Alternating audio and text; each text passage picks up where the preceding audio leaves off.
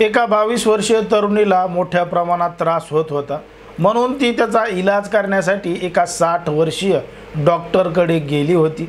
डॉक्टरकडे गेल्यानंतर डॉक्टरला भेटली आणि घडलेलं म्हणजे तिचं जे दुखतंय ते डॉक्टरांना सांगितलं। डॉक्टरांनी इलाज करण्याच्या बहाण्यानं त्या तरुणीला त्या ठिकाणी असणारा जो बेड होता त्या बेडवर झोपवलं आणि त्या तरुणीबरोबर नको ते कृत्य केलं। नेमकं काय आहे संपूर्ण प्रकरण, कुठं घडली ही घटना, हे आपण अगदी सविस्तरपणे पाहणार आहोत। पण जर तुम्ही अजूनही आपलं चॅनल सबस्क्राईब केलं नसेल तर लगेच सबस्क्राईब करून घ्या आणि बाजूला असणाऱ्या बेल नोटिफिकेशनला सुद्धा ऑन करायला विसरू नका।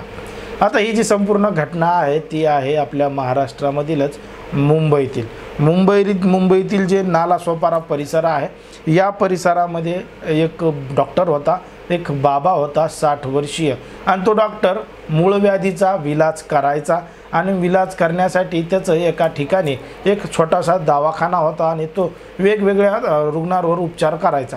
मग त्याच पद्धतीनं मूळ व्याधीवर विलाज करण्यासाठी मुंबईहून एक 22 वर्षाची तरुणी या डॉक्टरकडे आली होती विलाज करण्यासाठी, आणि विलाज करण्यासाठी त्या डॉक्टरकडे गेली। डॉक्टरनं तिची तपासणी केली आणि उपचार करण्याच्या बहाण्यानं त्या तरुणीबरोबर नको ते कृत्य केलं। त्या तरुणीसोबत जे करायचं ते त्यानं केलं।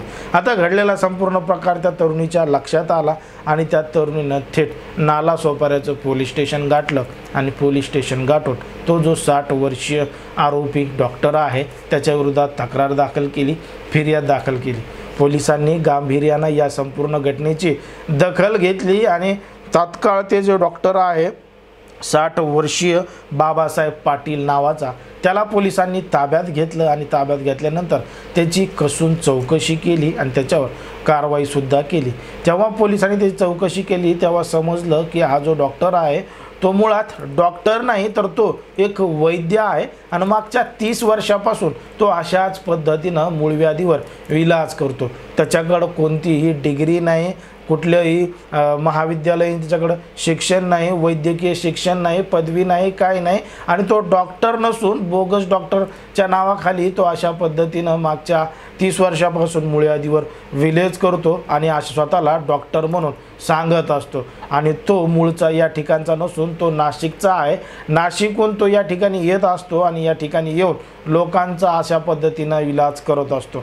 पण मात्र या ठिकाणी यानं त्या तरुणीबरोबर जे नको ते कृत्य केलं म्हणून त्या तरुणीनं पोलीस स्टेशन गाठून त्याच्या विरोधात फिर्याद दाखल केली। पोलिसांनी गांभीर्यानं दखल घेतल्यामुळं या डॉक्टरला आता अटक झालेली आहे, पोलिसांनी त्याच्यावर कारवाई केलेली आहे। पण जर आपण पाहिलं तर समाजामध्ये, देशामध्ये, राज्यामध्ये कशा पद्धतीनं गुन्हेगारीचं प्रमाण वाढत चाललं आहे, कोण कशा पद्धतीनं काय करत आहे, समाजामध्ये जे घडतं आहे तेच आम्ही तुम्हाला सांगण्याचा प्रयत्न करत असतो। कोणाच्याही भावना दुखवणं, कोणाचंही मन दुखवणं हे आपला उद्देश नाही, पण मात्र समाजामध्ये जे घडतं आहे ते सांगून तुम्हाला जागरूक करणं हेच आम्हाला या ठिकाणी उद्देश असल्यासारखं वाटतं। पण एकंदरीत हा जो संपूर्ण प्रकार घडला आहे याच्यावर तुम्हाला काय वाटतं हे अगदी स्पष्टपणे कमेंटमध्ये सांगा आणि अशाच पद्धतीचे नवनवीन व्हिडिओ पाहण्यासाठी आपल्या चॅनलला लगेच सबस्क्राईब करून घ्या।